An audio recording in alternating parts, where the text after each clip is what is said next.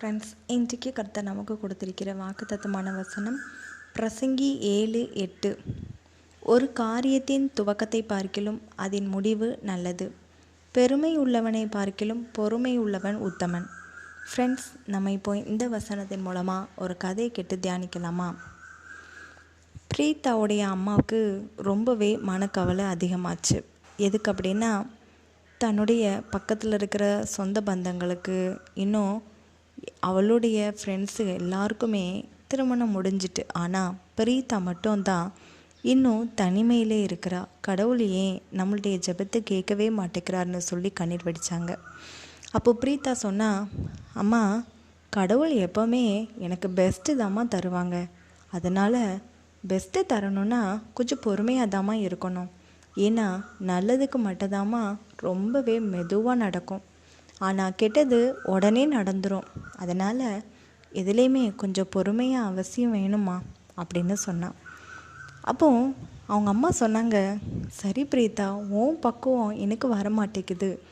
ஏன்னா ஆளுக்கு இன்னும் உங்கள் பிள்ளைக்கு கல்யாணம் முடிக்கலையான்னு சொல்லி என்னை போட்டு இம்சப்படுத்துகிறாங்க.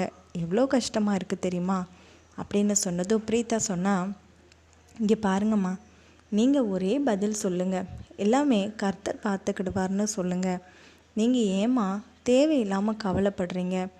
இந்த உலகத்தில் மனுஷங்க நம்மளுடைய இருதயத்தை ரொம்பவே பாழாக்குவாங்களே தவிர அதை வாழ்விக்கிறதுக்கு அவங்களால முடியாது. அதனால் அவங்களுடைய வார்த்தைகளெல்லாம் கண்டிப்பாக நீங்கள் உங்களுடைய மூளைக்கும் மனசுக்கும் கொண்டுட்டு போகாதீங்கம்மா அப்படின்னு பிரீத்தா சொன்னதை பார்த்து ரொம்ப சந்தோஷப்பட்டாங்க அவங்க அம்மா. எப்படி பிரீத்தா, உனக்கு மட்டும் இந்த மாதிரி மனநிலைமை இருக்குது? ஏன் உன்கிட்ட கேட்க மாட்டாங்களா? இல்லைன்னா உன்னுடைய ஃப்ரெண்ட்ஸு எல்லாருமே இப்படி கல்யாணம் முடித்து அழகழகா இப்படி ஃபோட்டோ வைக்கிறாங்க, அதெல்லாம் உன் மனசுக்கு கஷ்டமாக இல்லையான்னு கேட்டாங்க. அப்போ பிரீத்தா சொன்னா, அம்மா, அதெல்லாம் ஒரு பக்கம் கஷ்டம் இருக்க தான் செய்யும். ஆனாலும் கர்த்தர் நமக்கு ரொம்ப நல்லதை தரப்போகிறாருமா. அதனால் நமக்கு தேவை பொறுமை. கண்டிப்பாக நீங்கள் வேணால் பாருங்கள், எல்லாத்த விட பெஸ்ட்டான ஒரு அழகான வரன் நமக்கு கிடைக்கும். நீங்கள் ஏமா தேவையில்லாமல் ஃபீல் பண்ணுறீங்க அப்படின்னு சொன்னால் பிரீத்தா. பிரீத்தாவோட வார்த்தை கேட்டு அவங்க அம்மாவுக்கு ரொம்ப சந்தோஷம்.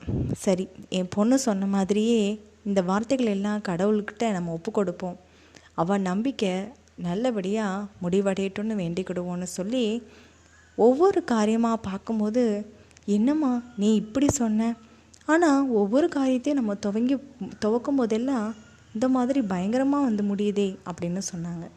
அப்போ திரும்ப பிரீத்தா சொன்னால், இங்கே பாருங்கம்மா, துவக்கத்தில் எல்லாம் அப்படி இப்படி தாம்மா இருக்கும்.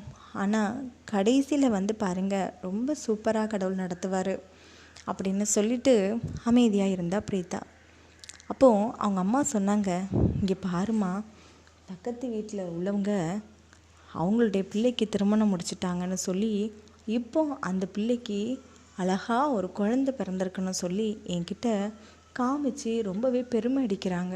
ரொம்ப கஷ்டமாக இருக்குல்லம்மா அப்படின்னு சொன்னதும் பிரீத்தா திரும்ப சொன்னால், ஏம்மா பெருமை அடிக்கிறவங்கள பார்த்து நீங்கள் மனசு தளர விடுறீங்க? பொறுமையாக இருங்கம்மா, நம்ம எல்லாம் உத்தமர்களாக இருக்கிறோம் அப்படிங்கிறத அவங்க வெகு சீக்கிரமாக பார்க்க போகிறாங்க, சரியாம்மா அப்படின்னு சொன்னான். அதுக்கப்புறமா பிரீத்தாக்கு ரொம்பவே நல்ல வரன் கிடச்சிச்சு. அதை நமக்கு தக்க வைக்கணுங்கிறதுல பிரீத்தாவோட அம்மா ரொம்ப போராடினாங்க. அப்போ பிரீத்தா சொன்னால், அம்மா, நீங்கள் எதுக்காக இவ்வளோ டென்ஷன் ஆகிறீங்க? கடவுள் நமக்கு அமைச்சிருந்தா அது எங்கேயும் போகாதுமா அப்படின்னு சொன்னான்.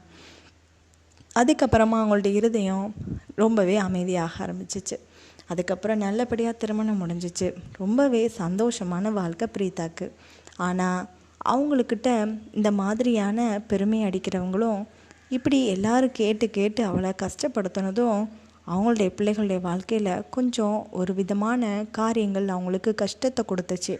அப்போ தான் தெரிஞ்சிச்சு, ஓ, இதெல்லாம் கெட்டது போலையே, அதான் உடனே எங்களுக்கு நடந்துருந்துச்சு.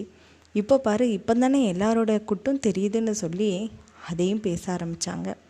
பரவாயில்ல, பிரீத்தா ரொம்ப பொறுமையாக இருந்து நல்லதை வாங்கிக்கிட்டா போல் கடவுள்கிட்ட இருந்து.